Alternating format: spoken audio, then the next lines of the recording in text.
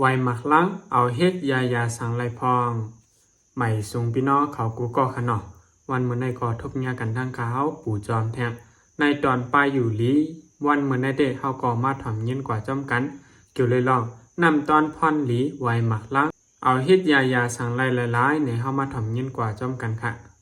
ไวหมักล้างในเลยเสเฮาติเอาเฮ็ดผักขนอกำนำเตเฮาติก็ยักเอาดียอดหนุ่มมันนั่นเสมาแกงกินเฮ็ดผักกินขนอเลยเสียมันติเป็นพักยาวไวเก๋มันไหนก็เอาเฮ็ดยาเลยค่ะเอาเฮ็ดยาสังไลลาเพราะว่าไหนจึงสังว่าเฮามีดังเป็นเยียวหวานอำนั้นก็ในเสียนเลือดเฮาเจไหนถัดเกือหวานนำแห้งนาเพราะว่าไหนจึงเฮากว่าเอาไวหมักล้างในหมอก5 ถึง 10ไว้ค่ะเนาะเฮาก็มาต้มใส่ในง่อยค่ะนะเฮาใส่น้ำสีหมอก3ก๊อกเกียวค่ะเนาะใส่ลงกาสีต้มในง่อยไว้สีหมอก15 นาทีไว้ให้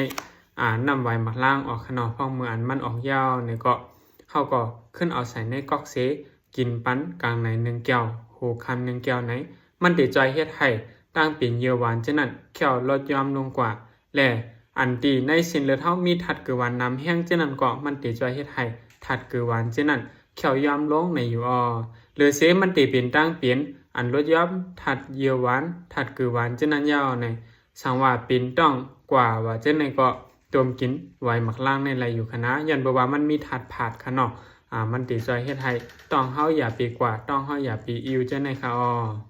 สังว่าวิดีโอหัวในมีพันหลีอยู่ในจึงเค้นต่อใจสืบปืนเพบันวิดีโอหัวในใหญ่นำเสียกำคาขอบใจค่ะ